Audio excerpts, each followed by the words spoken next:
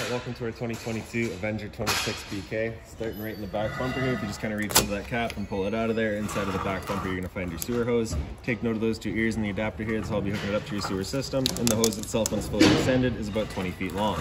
Just keeping it stored in the bumper back here, just help keep any sort of stench out of the unit, keep things a bit fresher, and then that cap just presses back into place. Around the corner and in each corner of the trailer, you're going to find these stabilizer jacks here. What they're going to do is they're just going to run down, contact the ground, give it another turn or so just to firm it up, and it'll get rid of any sort of bounce or sway that you see you got in the unit right now. A step forward from there, and you're going to find low point drains. The purpose of those is just to drain out the water system in the trailer. The reason you'd want to do that is if you're leaving the unit for a while and you don't want your water going stale or stagnant, you can drain it all out before you leave. Or before winterizing, you can drain all that water out before pumping antifreeze through. Straight up from there, you're going to find your exterior shower. So you get a key just like this guy there. You can stick it on into there and open it up. You get the standard 3-foot hose with the standard head, hot and cold water, so if the dog's out getting muddy, you can spray him off where he gets inside. You're going to wrap the hose around the knobs there, tuck it back away, and stuff that handle back in there, and then lock her back down.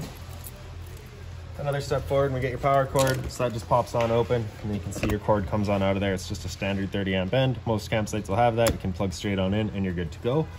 That cord, once fully extended, is about 20-25 feet long, and then you can just close it back up, prevent anything from picking up in there.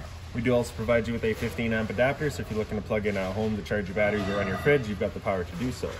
Straight down underneath there is your sewer system, so that cap, if you just kind of press on it, give it a turn, you can pop it on out of there.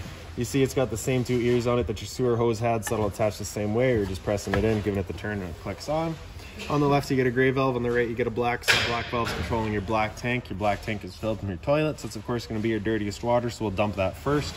Once that's done, you can then come to your gray. Gray tank is going to be filled from your sinks as well as your shower, so we'll dump that last just to help keep that hose as clean as possible. Cable inlet right there, so just a coax cable plug into there, fire up at your TV location. Right beside that is your city water connection, so your water hose will just plug into there, turn on the water, and that'll pressurize the lines throughout the unit.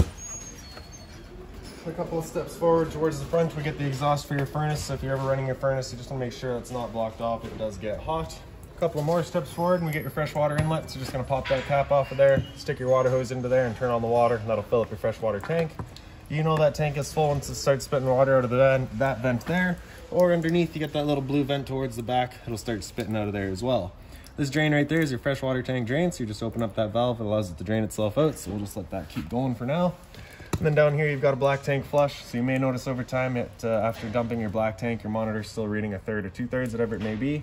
Typically it's just some debris inside of that tank hanging between the probes causing that misread. So what you're going to do is just take your water hose and plug it into there, open up your black valve and turn on the water, and that'll just flush out that tank, getting rid of any sort of debris that could be causing that issue. Storage compartment here, so it does just see straight through to the other side, is also accessible from underneath your bed inside the unit. In here you're going to find your water hose, and inside of that water hose you'll find your park adapter, so your 30 amp cord into there, 15 to standard outlets. Around front of the unit and right up on the frame there you get a little 2-prong plug-in, so that'll be for a solar panel. You plug it into there, charge your batteries. Your battery is housed inside of this box here, and as long as you're plugged in through, like I say, that solar panel, through that short cord in the back, or your 7-pin to your tow vehicle, that battery is charging for you. These two knobs there, if you loose them off and push them back, you get access to your propane tanks.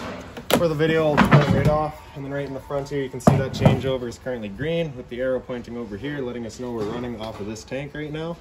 If it were to go red while it's pointing at a tank, it's just letting you know that tank's gone empty. At that point, you'll just close it off, flip the arrow over to the other tank, run off of the other tank while you get the one filled. In front, you have a power tongue jack. So on the left is going to be your light switch, so just on and off, and then on the right, up is down, down is up. In the back here, that rubber plug, if you just pull that on out of there, you get that manual override, so you can still run it up and down if your batteries were to die. Stuff that back into place. Around the other end here, you get the other end of your storage compartment. Inside of here, you're going to find that manual jack for running all of your stabilizers, as well as that front tongue jack.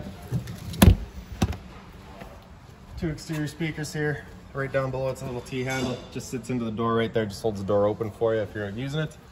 Bottle opener beside it. GFI protected outlet, resets just inside of the unit. And then right in the back here, you get your exterior kitchen. So that just opens on up. You get a little finger on the side here that holds it open for you. You get your hot and cold water at the sink there. Right in the top center here, you get a light there as well. Right in the back's a power outlet for it.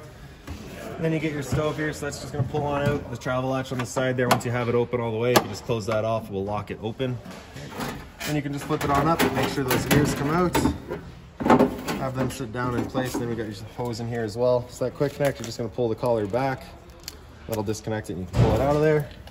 Underneath and sort of towards the back, you got your hose there, so you're just gonna connect your hose onto that. And then right at the unit back here, pull that dust cap out. Same sort of brass collar there, push it back, attach your hose. Just the addition of the valve here, so with that valve closed off, you can operate that quick connect. With that valve opened up, you cannot, so it's just kind of an added safety feature. And then at the stove, once you got it all set up, we'll grab a lighter, turn it over to high, and hit it with that lighter, and you can see she fires right up. Once you're done, just press it in and over to off, let it cool off for a minute or two, and then just bring those ears back in, hold it back down, close off the flow of propane at the trailer, disconnect that collar there, put that cap back in place, undo it at the stove. Then I just like to attach it to itself, just ensures that nothing's getting in there. Then you can just store it wherever you like. For now, I'll just keep it right in the sink for you. Undo that latch on the left, slide it back home, lock it back down, there you have it. On the left side here, you get your 120 volt fridge, so as long as you're plugged in, this guy's going for you. All right. Leash latch in the corner there, so if you got the dog out with you, you can tie him down. Around the corner, we get your hot water tank back here, so that keyway, you're just gonna line that up and you can pop it on open. All the controls for turning this guy on are just inside of the unit. Before we ever turn it on, though, we just wanna hit this relief valve right there, make sure that shot of water comes out. That bit of water coming out of there is just letting you know this tank is full, it's safe to fire it up, and we're not gonna burn anything out by doing so. Once you're done, just closing it back up, lock it with the keyway. That's that. Again, we get your spare tire back here. Straight up from there, you'll find a pre-wired mount for an observation camera. So now we'll just make our way inside of the unit. I guess we can close this out real quick too.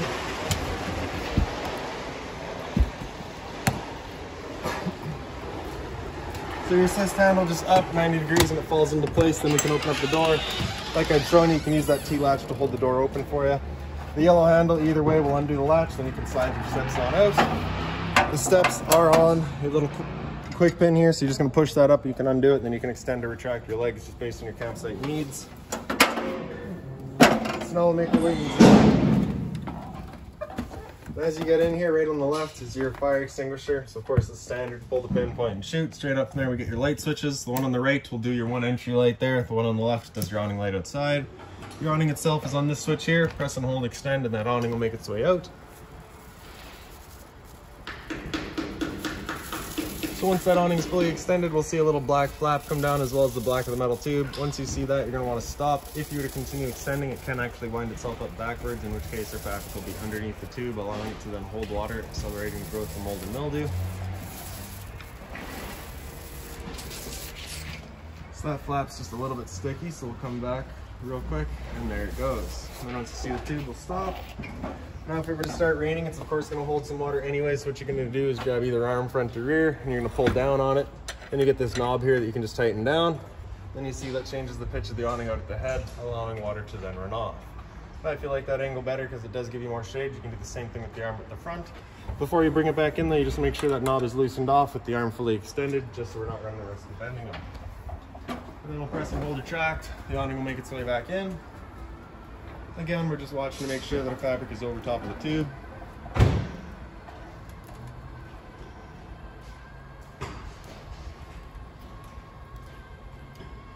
And another thing you want to keep in mind with your awning is once you get up to about 15-20 kilometers an hour wind, it is catching all that wind, so you want to make sure you bring it back in. Again, just so you're not running the risk of bending your arms.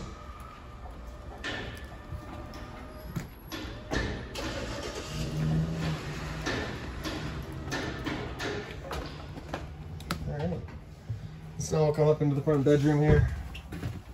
So your light there is just on its own center switch, center push button, sorry. Closet in the side, storage up top. You do have a USB outlet over on the side there as well. If you pick up the foot of your bed, you get access to that front storage compartment. There is also a little rod there that you can prop it open with.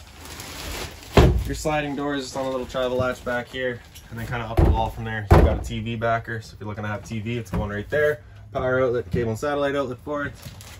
Emergency exit back here, so you're just pulling that red tab to get rid of the screen, taking that handle there, throwing it outside, and hopping on out. Your blinds throughout the unit pretty well just sit wherever you leave them. Then you get a power outlet down here, same sort of closet space, and the more open storage up top there. Right above the head of the bed, you got a little light there as well, and that's that for up here. Right above my head, you can see our pre-wired for Wi-Fi. Now we'll go into the living room. And you have your thermostat through here. So the switch on the left there with it center right, that's it turned off. With it over to the right and select your temperature, that'll turn on the furnace. The furnace will be moving its air through all of our flow registers that we have throughout the unit. When you're running your furnace, you're going to want to leave that fan just in auto. The only time you'll really use that low, high on is if you're running actually just the fan.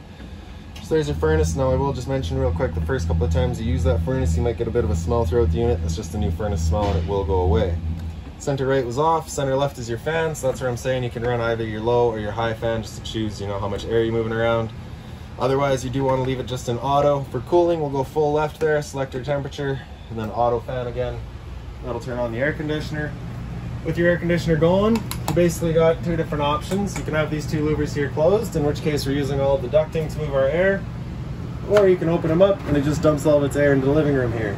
So when you first get out to your campsite, you want those opened up, cool off this air as quickly as possible, then you can start moving the air throughout. Bring it back to center right and that'll just turn everything off. Your couch here does fold down, so if you pick up the base and just halfway here, I'll show you, this is access to your water pump. So you have a screw here, a screw at the end, and a screw in the center there. Pop that out of the way and you get access to your water pump. Your furnace is also housed right underneath there as well. So if we continue going up, lays down and there's your bed. Once you're done, just kind of pick it up, give the back a little bit of encouragement, and she pops right around. Right up from there, you get your smoke alarm. Press and hold that, and there we go. And up on the wall here, you have GFI protected outlets. And then into the kitchen, you get your storage up top here. So inside of here, you're gonna find that binder. That binder has all of your manuals in it, any keys, anything like that for the unit, you'll find right in there. Over the sink, you get a little light. It's on its own center push button there. All of the lights are. The folding sink cover just flips on up. It is stainless. If you gotta put something hot on there, you can. Hot and cold water, single basin. Your drawer space down the side here. And then some storage off to the side there. Okay, just being mindful of our drains and our water lines right in the back. Microwave up top here, pretty standard, just like home. Not much I'm gonna really teach you there. Down below it, we get your range vent, so you have the light as well as your fan. So this is that fan that you want turned on with the little flap outside opened up. Down below at the 5x5 cover, just flips on back. Then you're gonna take the knobs, and as you push it in, you'll hear the igniter start. Then you're gonna turn it over to high, and she fires right up. Once you're done, just turn them back off. Let them cool off for a minute, then you can flip down the cover here. Now the oven, if you press that knob on the right there in, all the way over to that little flame, open it up, you should see that pilot light in the back get going. Actually, no, I think, so scratch that. You gotta press oven over here on the side first, and then you press the knob in over that little flame, and that opens up the gas valve and allows you to turn on your pilot light. Once you get that pilot light going, you just hold that knob in for a few seconds and you can release, and the flame will then hold itself once it gets warm enough. There we go. And then with that set to 350, we should be able to just close it, give it a couple of minutes, and it should fire up automatically. You will hear a bit of a click and then it'll go.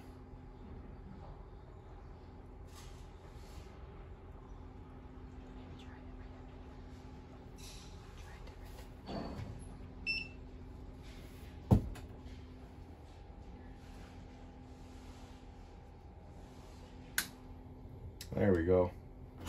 And then if you just hit oven there, once it's going, that'll turn off the light.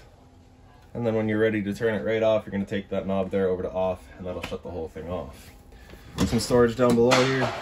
And then off beside that, we've got your fridge. So that is fully 12 volt. So as long as your battery's charged or charging, that guy's going for you. You get your freezer up top, fridge down below. Temp selection's right across the top center there. Travel latch there just kind of holds it shut for you. And then down underneath it, we got your converter. Press it top and center, and she pops on open. You get all of your breakers down the middle there. Whenever a breaker breaks, it sits in the center, so just turn it off and then back on to reset it. And on the right side, you get all of your fuses. Whenever a fuse pops, you'll get a little red LED right beside it, letting you know exactly which one went. Beside that, we've got your LP detector, so propane's heavier than air. It sits on the floor. This guy detects it and starts going off just like a smoke detector would. And then into your kind of bathroom area here, you get the light up top with your medicine cabinet there. Down below that, you get your hot and cold water at the sink. Kind of in the corners, your GFI protected outlets. So test on the left, reset in the center. So if you ever have outlets that don't work, it's the first thing you should check. Hot water tank controls are up here. So on the left there, you get that little thunderbolt. Lets you know you're firing it up with electricity. And then the little flame on the right there fires it up with gas. So you turn that switch on, she'll fire up. If you were to get that light there, it's just letting you know it hasn't fired up. So at that point, just off and back on to reset it. Down below that, you get your monitor panel. So in the bottom corner is your water pump. Turn that switch on, turns on your water pump, drawing out of your fresh tank to pressurize your lines. Above that's your monitor system. So you get battery here, so you can see you're currently C for charging, G would be good, F is fair, L is low. Your fresh tank, as you fill that up, will go to a third, 2/3 and full. Same idea for your black and your gray. And then behind me, you've got your bunk area. So the two are the same. You get your kind of light up there, window in the back, USB charging towards the front. The only difference down here is that you don't get the window in the back. Your USB charging is still there. And this light actually has got a different button on it. This button will glow in the dark. Right? So just because it's the kind of darker cabinet, it's got that button on it. And then to the bathroom here, your light switches up on the wall there. Then you get your toilet right in the back, flushes front and center. And right up above the shower is your roof vent. So you're just turning that knob to open it up. In the back corner, you get the switch turns on the fan. The shower is just standard. You get your standard head and hose, hot and cold water, simple as that. And then your entertainment area, just kind of the other side of the wall from the bunks. You get your 12-volt outlet for a TV, antenna outlet for the TV as well. Turning that antenna on is just that button right there, turns on that green light, letting you know it's on. That will also help clear up your stereo signal as well. TV backer right in here, stereo up on the wall there, so your power button there is going to turn it on. Power button, I believe, is also mute. Okay. Nope, that just gets into your settings. Okay. Press and hold to turn it off. Band, you can get through all your different bands there. Zone 1 is going to be your inside set of speakers. Zone 2 is your outside set. Press and hold to turn them on and off. Okay. And press and hold the power button there to turn that off. There you go. Your storage across the top here. And then for your dinette, if you just kind of take it and wiggle it up, you can get it up out of the legs. The legs you can then wiggle out of their bases and lay them down. The table will then lay down onto either ledge that you have on the sides here. We'll take the back cushions to fill on the table and create a bed, and also just right up above it, get another little light there. And really, that's about it for this unit. If you've got any other questions on it, please feel free to give us a call, 204-237-7272.